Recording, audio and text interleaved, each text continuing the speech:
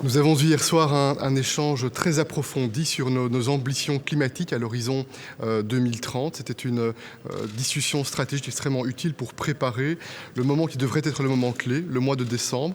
Nous allons travailler avec les États membres, avec la Commission européenne.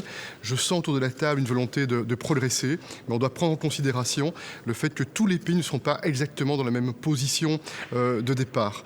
L'enjeu climatique est essentiel, le Green Deal est essentiel. Nous voulons, comme Union européenne, jouer un rôle leader sur le plan international, parce que nous sommes convaincus que ce défi du climat est aussi une formidable occasion pour l'Union européenne de miser sur l'innovation, d'améliorer le cadre de vie et d'être le moteur de l'ensemble des pays du monde afin de progresser dans cette direction-là. Nous avons eu aussi l'occasion de débattre intensément de la situation actuelle en lien avec le Covid-19. Nous prenons la situation extrêmement au sérieux. Nous voyons partout en Europe une recrudescence de l'épidémie et la nécessité d'accélérer les coopérations entre les États membres, spécialement s'agissant de la question du tracing, spécialement s'agissant de la question du testing. Et nous avons décidé d'intensifier aussi la coordination au niveau des chefs d'État et de gouvernement pour nous assurer que des progrès puissent être réalisés le plus vite possible afin de contenir cette épidémie, de faire reculer cette menace qui plane sur le monde mais qui plane aussi sur l'Union européenne. Et enfin, aujourd'hui, nous aurons l'occasion de débattre des questions internationales. Bien sûr, l'avenir de la relation avec l'Afrique sera au cœur de nos débats en préparation d'une réunion avec l'Union africaine au mois de décembre. Mais nous aurons aussi l'occasion d'aborder d'autres sujets et très certainement plusieurs délégations aborderont la question de la situation en Méditerranée orientale compte tenu des nouveaux développements. Yesterday, we had the opportunity to discuss climate change and to discuss our goals by 2030. Climate change is one of the most important challenges for us as European Union. We have tried to identify what can be the building blocks in order to make an agreement possible in December.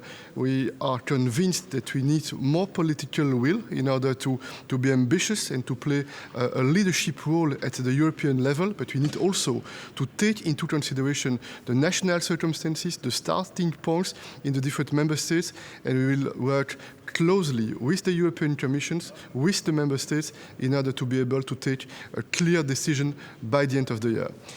We had also the occasion to have an in-depth debate on COVID-19.